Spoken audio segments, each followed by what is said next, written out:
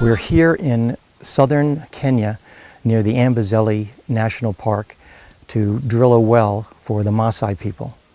This is an area that has been arid and semi-arid for tens of thousands of years. The Maasai people have lived here for much of that time.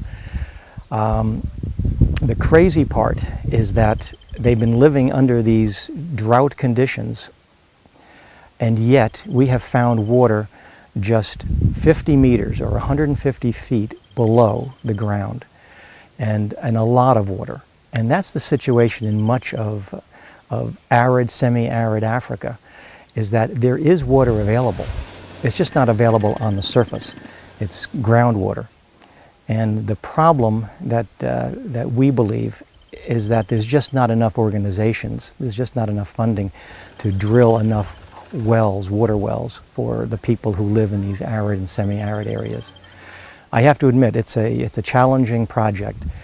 We're here in a very remote area of southern Kenya, and bringing in a complete well drilling rig and bringing in hand pumps and all the technical support that's needed to actually install this equipment is definitely a challenge, but it's a challenge that's very worth it.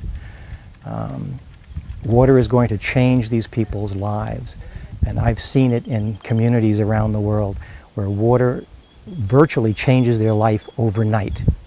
Actually, one of the things that Global Water believes, and this is really the basis for our organization, is that water is the root cause of hunger, disease, and poverty throughout the developing world. Hunger always means there's just not enough water to grow food and to feed livestock. Approximately 80% of fatal childhood diseases in the developing world are caused not by a lack of medicine or a lack of vaccines. It's just from drinking contaminated water every day. When adults have to drink contaminated water on a routine basis, they lose energy. They're sick off and on, but they just lose energy. And when you don't have energy, you can't have a productive life. And that's the foregone conclusion, is that you're going to be living in poverty.